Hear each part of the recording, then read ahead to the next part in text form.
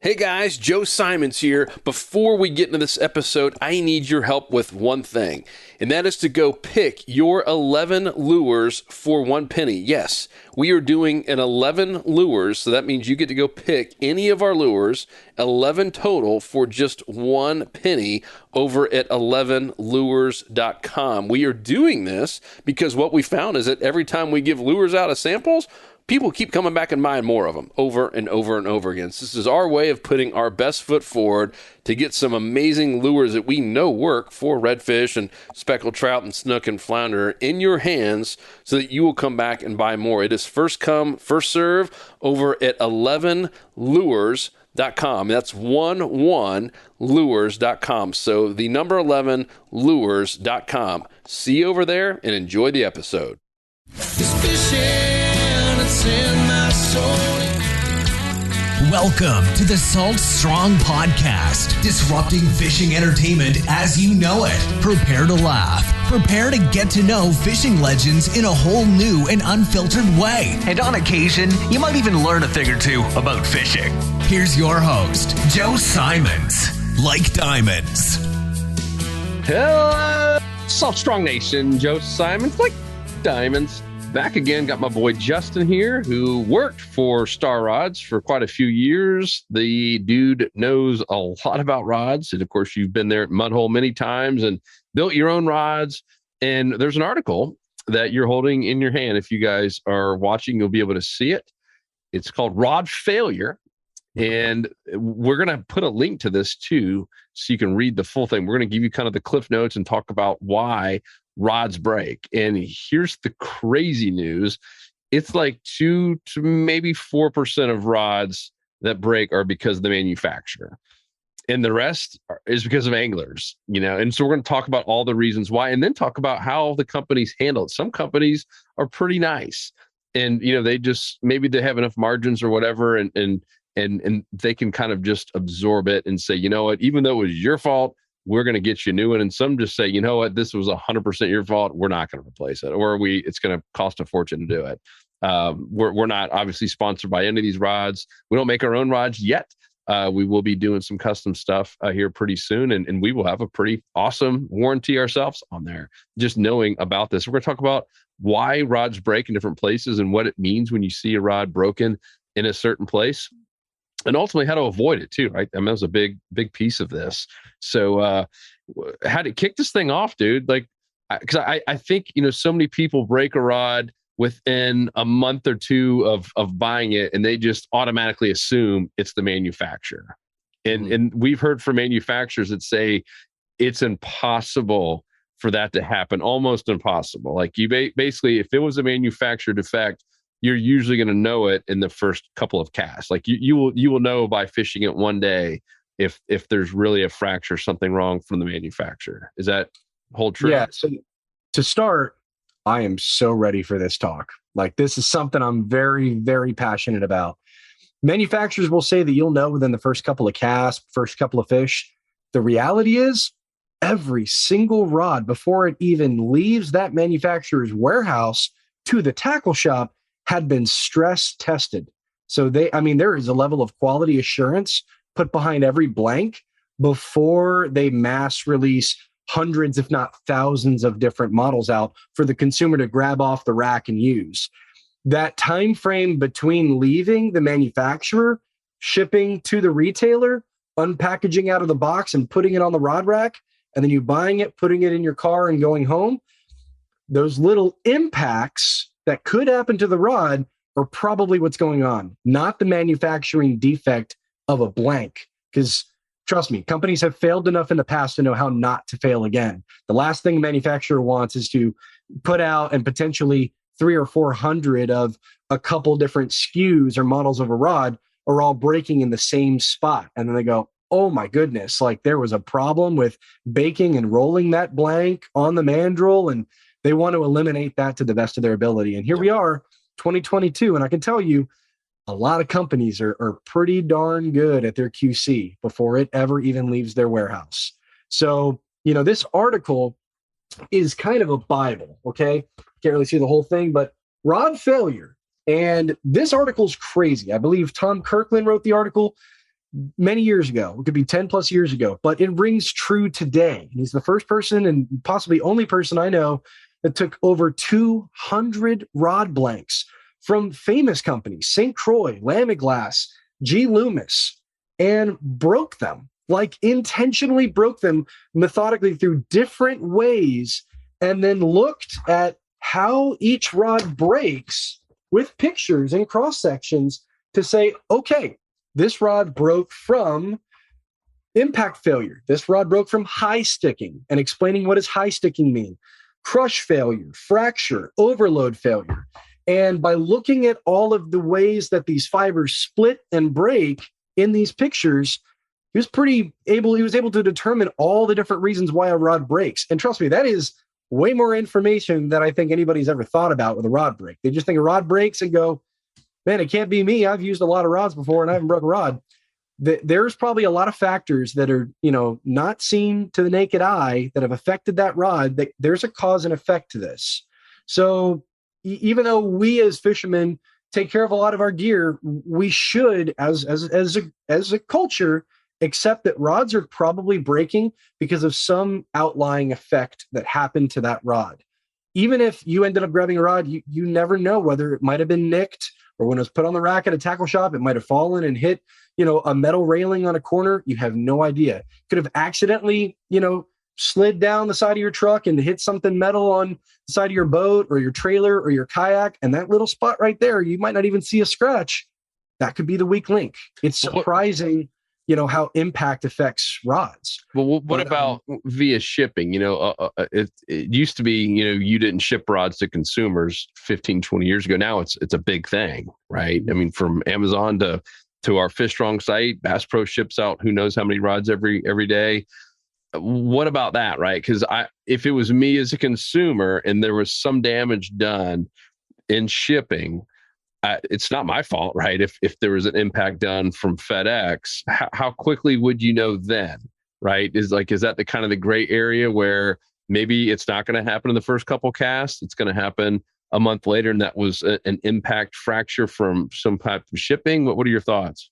So there's a lot to that. Like, the manufacturers go through great lengths to make sure that how they pack the rods when they're shipping from their warehouse to another distributor or to a tackle shop, these boxes are very well padded.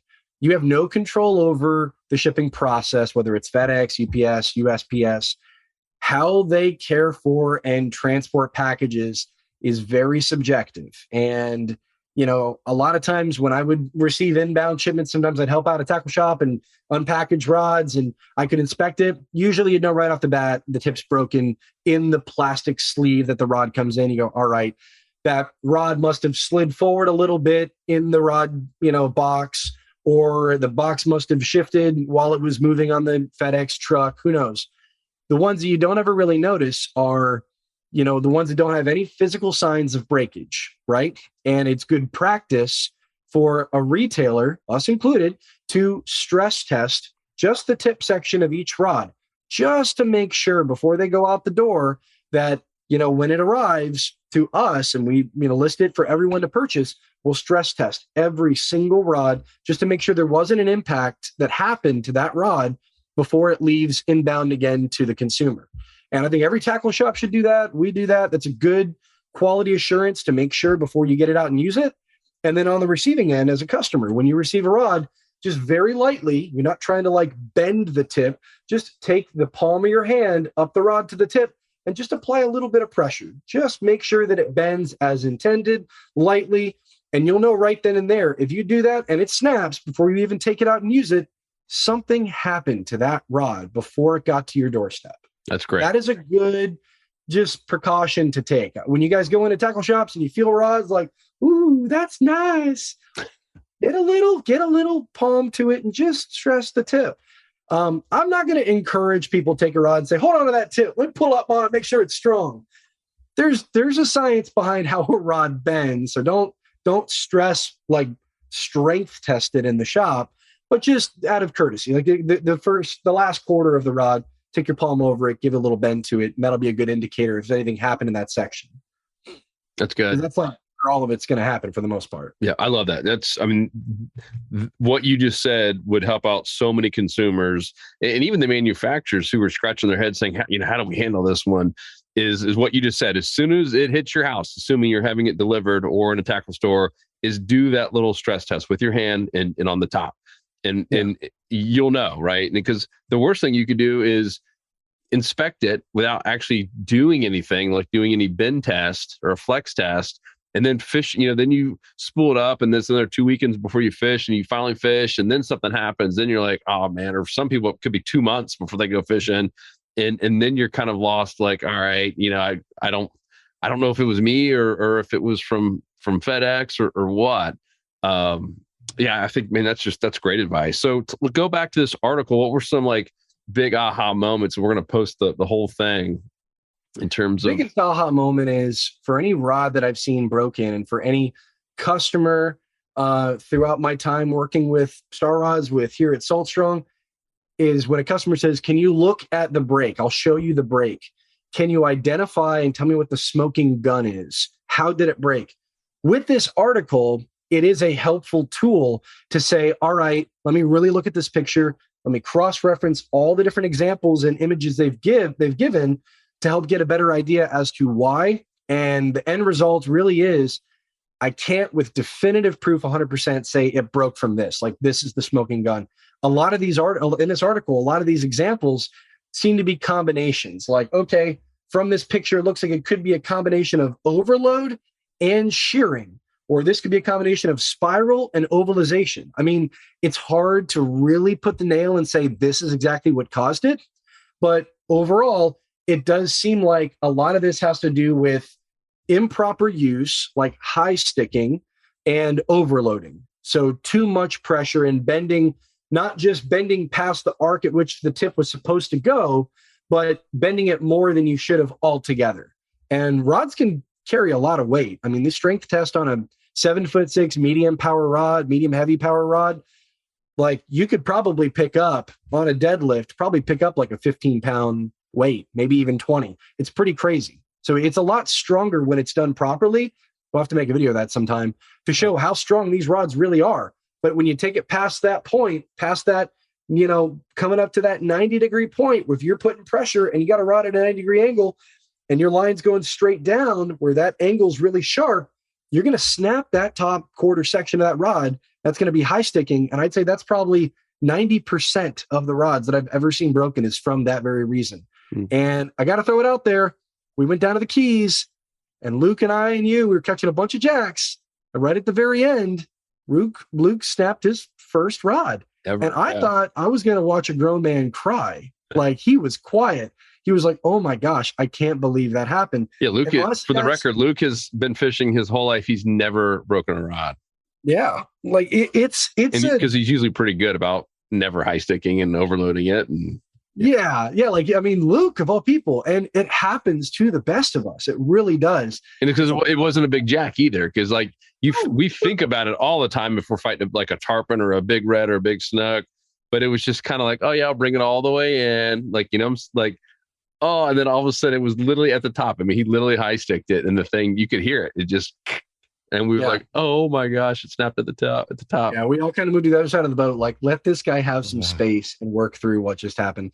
It's a punch in the gut. Like, it hurts, but it happens to all of us. And know that with this information, with this article, and hopefully this podcast will help you understand that there are variables out of your control in choosing a rod.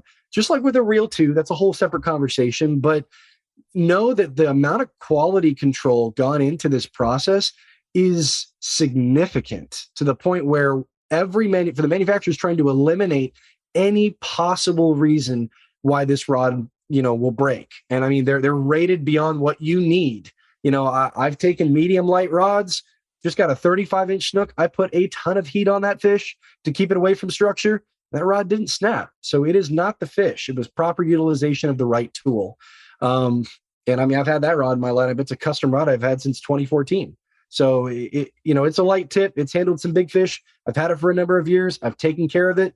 It's been banged around a little bit. I've been very lucky to, oh my gosh, knock on wood, nothing's happened to it right now. But for those people out there that have a rod for a month, and it snaps, know that something happened to that rod and that it's not a defect in the process of rolling the blank, rolling the carbon fiber on the mandrel, baking the blank, removing the cellophane that holds all the epoxy in. I mean, it's a meticulous process.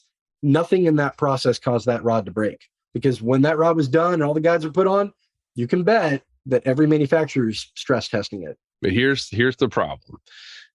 Fishermen, and I'm going to just say men in general, my wife's a little bit better about just owning it. And Luke did this, right? His gut reaction was, this not my fault, right? Because we don't ever want to take the blame on that, right? And it was an expensive rod too. Everyone's gut reaction, and this is rod he's been fishing with 6-7 months, and his gut reaction was, it was the manufacturer's fault. It wasn't my fault. But he knew deep down, and it was on video, by the way, too. I don't think we've published it yet.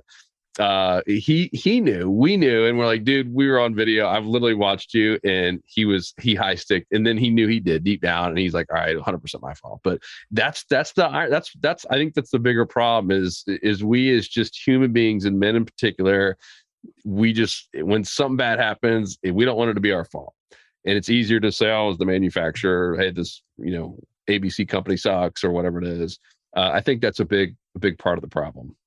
Yeah, I showed you guys. What was that? A star rod. I had a star rod that I broke. Okay, at an 8-foot, 12 to 20 pound, broke it. Putting way too much heat on the biggest permit I've ever caught in my entire life, and I high sticked it next to the boat. Still landed the permit. That's the important part. Wow. That rod, even though Star does have a lifetime warranty and they're great to work with, they're an amazing company, I don't have the heart to go to them and say, man, I broke this rod, fix it. Like, I broke the rod. That was my fault. And guys, it is a harsh reality that these rods are breaking because of misuse or some impact damage that happened to it beforehand, or a combination of the two. And the culture change, that I hope will happen over a couple of years as we educate anglers, both new, fresh into the industry, fresh into the sport, people that have been doing it for 25, 30 years, is have that paradigm shift of understanding that we should take ownership for these things. That doesn't mean that we need to eat it all the time. It just means that you should go to these manufacturers when these things happen, be forthright and honest and say, this happened. This is the whole progression. I don't know if it was me or if it was you guys, but this is all the information I have to offer. Can you help me? And let the manufacturer decide. Yep. Let the retailer decide how to best handle it. But know that the pointing fingers game, that's just, it's not the solution. It really isn't. So this is a big pill to swallow, I think, for some people, but I'm there. I've got a broken rod I've had since, July, August. And I really would love to get that rod back and use it. It's a special rod to me, at length, the power and action. It's important to me. I've caught a big fish on it. I want that model again. I may need to buy another one. And that may just be the reality that I deal with. And that's something that may be happening to you guys out there as well. So just know that the pros break rods. We all break rods. It's an inevitable. And some manufacturers, have deals in place like Star that they will replace it if you wanted them to. Some have it where you have to pay a certain amount, obviously, for the cost of shipping it and or making it, where it's significantly less than what you would pay, full retail. To talk about that, about how different manufacturers are handling this when they get, evidence or samples, pictures of these broken rods.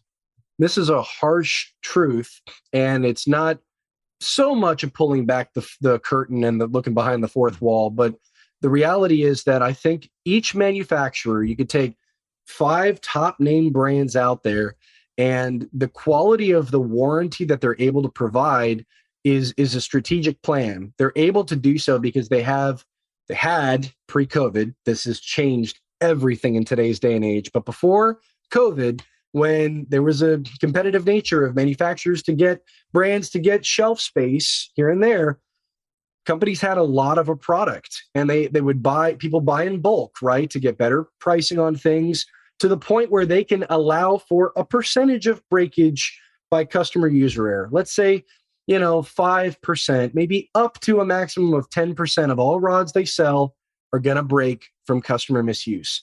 if they can budget for that and get enough and manage their costs and hold some to the side, they can offer a lifetime warranty, replacement, no questions asked, because they have accounted for that unforeseen breakage with the customer. Now, that's a great thing to do. And I think that helps build the presence like, wow, this company is awesome because their warranty is awesome. I can tell you that the quality of all these blanks are probably all same tier. Like the quality of all these blanks out there are all excellent. Everybody makes an excellent rod, from G. Loomis to a company just getting into it. Let's say even Savage Gear. Like Savage Gear make pretty good rods, guys.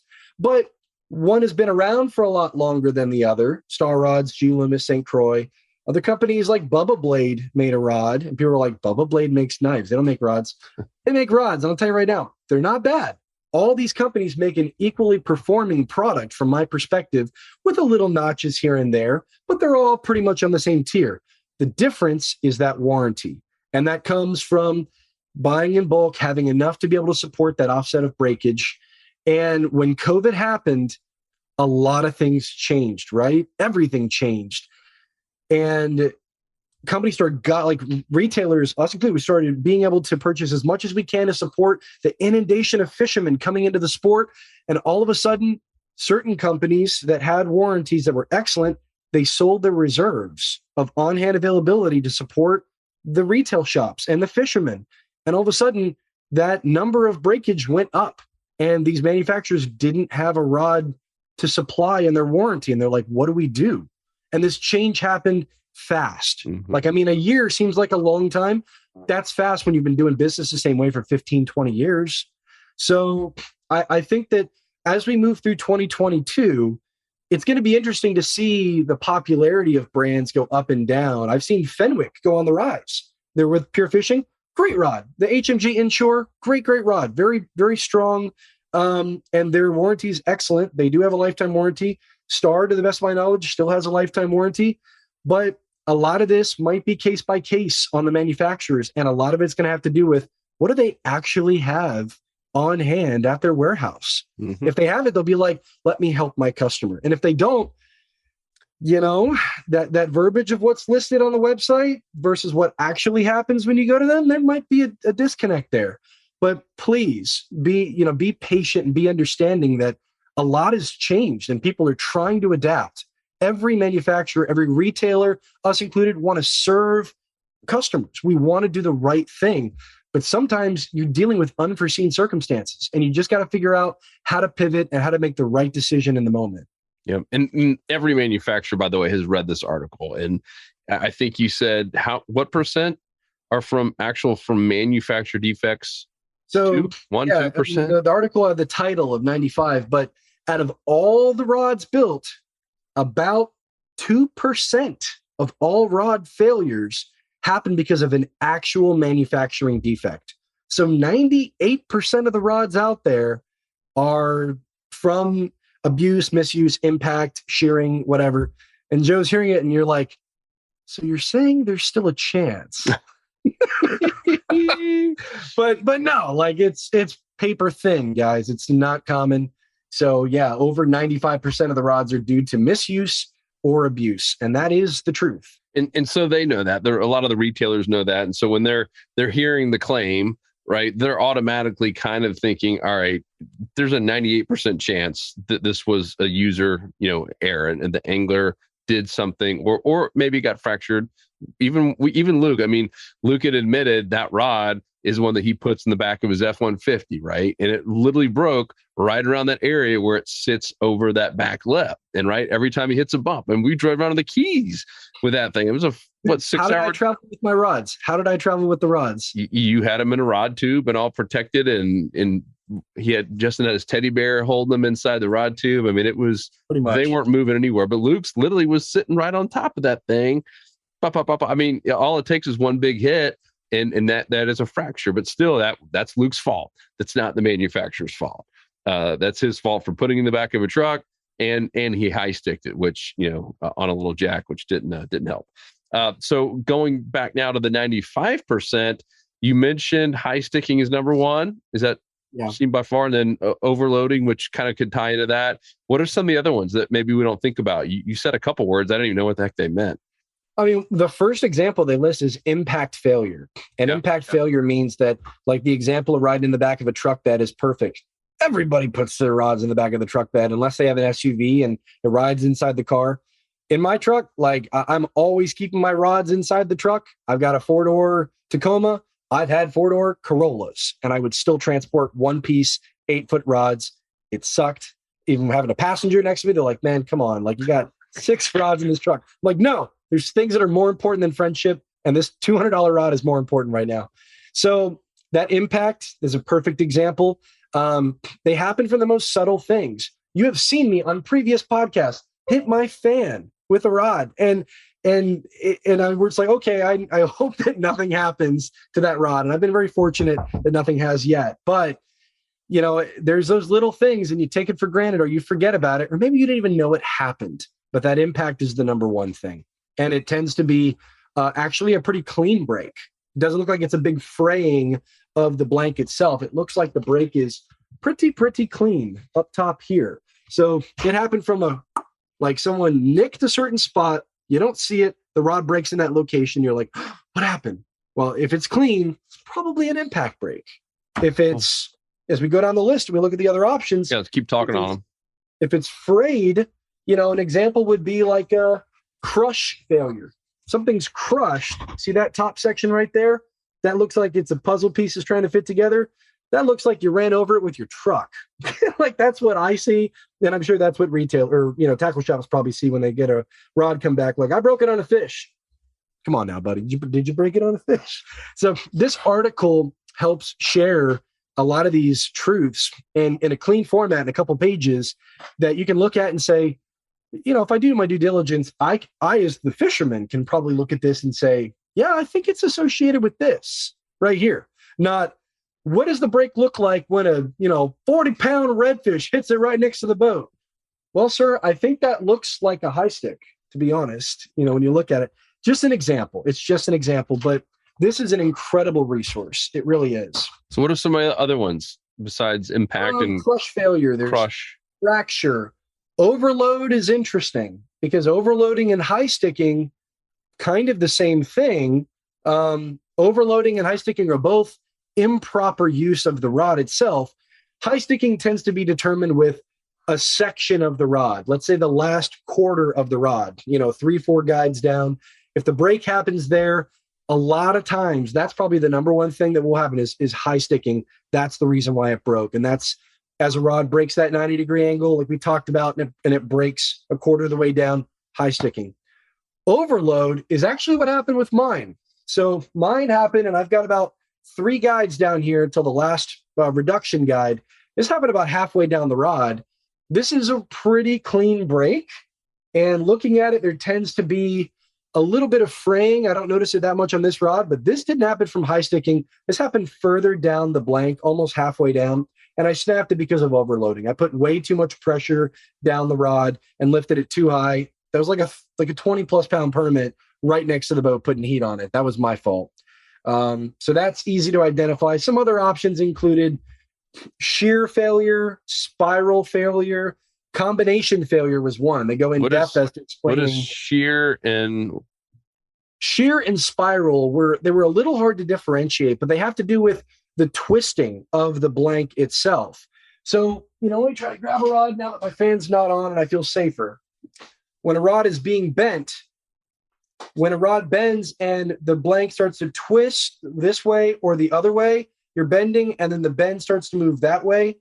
If you're trying to fight a fish straight out in front of you and the bend happens and you don't follow that fish with the rod while he's moving to the right, and that bend happens straight up and down and then starts bending over to the right and your rod is straight forward, that's probably going to be due to spiral failure or shear failure, where the rod is bending at an odd angle and you're not following with that fish. So one good example that comes to mind, Daiwa incorporates their X45 technology. What it is it's graphite. It's being wrapped on the mandrel. They have graphite that wraps up the mandrel, down the mandrel. Then they angle the sheets of their graphite to wrap at a 45-degree angle up and a 45-degree angle down. And that angular wrap, that X cross, provides rigidity when the rod is bent at different angles. Shimano does a great job with High Power and Spiral X. It's their implementation of like a carbon tape woven and wrapped in like a crisscross pattern to prevent, breakage when the rods are bending at these angles that are different. It helps a rod bend true to its spine or spline. We've talked about that in the past. What's a spline? The natural bending of where the rod wants to bend. The more reinforcement you provide in that rod, the more strength and durability that rod's going to have, but it's going to have a much crisper action. It's going to feel like a really fast action. It's going to want to respond straight up and down. It's going to be more durable, but it probably won't have that soft finesse feel that some rods have. So some are built with those type of technologies and some are not. I don't believe the particular rod that I had that type of technology in it. So I broke it from overpowering, but shear and spiral happen from when the rod is bending at an angle. Any other ones? Breakage due to defects. And that's what I'm looking into. They kind of left that on the different reasons. What are some potential breakage due to defects if it actually does happen? They wrote bad tack, loose roll, dents and bumps. I mean, a lot of these dry spots, a lot of these seem to be visual acknowledgement of knowing like this looks a little funky or wonky on a rod. Bad tack is the first. That's pretty much explaining the process of time in the baking process when a sheet of carbon fiber. Oh, I need things to explain. Imagine that's sheet of carbon fiber, and inside of this is epoxy. Okay. That epoxy, when it wraps onto a rod, okay, and they use cellophane tape really tight and they squeeze it onto the steel mandrel, all that epoxy is kind of oozing out over the graphite, the sheets, and then it's put in an oven and it's baked so that epoxy cures.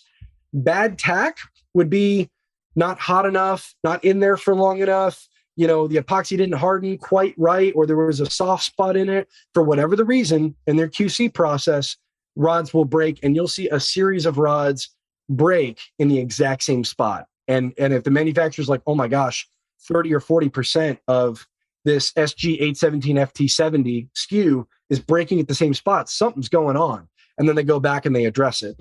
That won't be apparent to the naked eye. Bad tack, curing of that epoxy, you'll never know.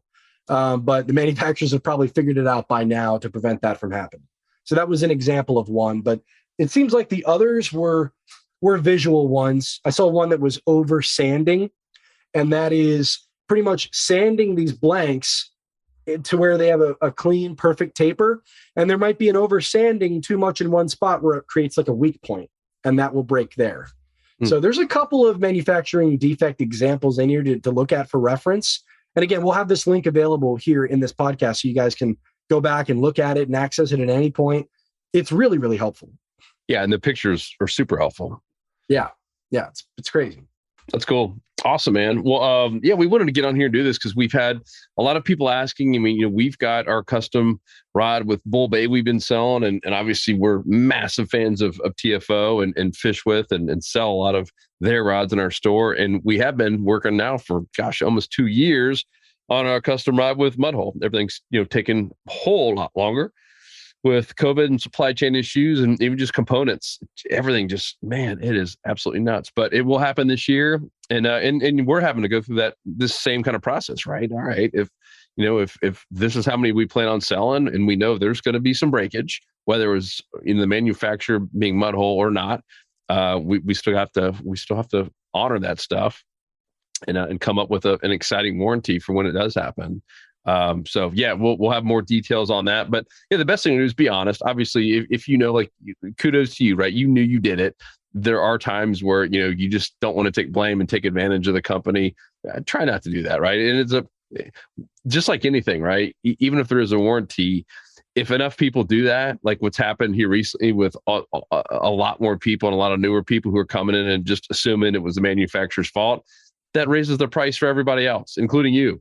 Right, for the next round. I mean, so if everyone just starts taking advantage of the manufacturer and asking for free rods, even though it was your fault, all it does is just increase the price of rods going forward forever, which is not good for really anybody.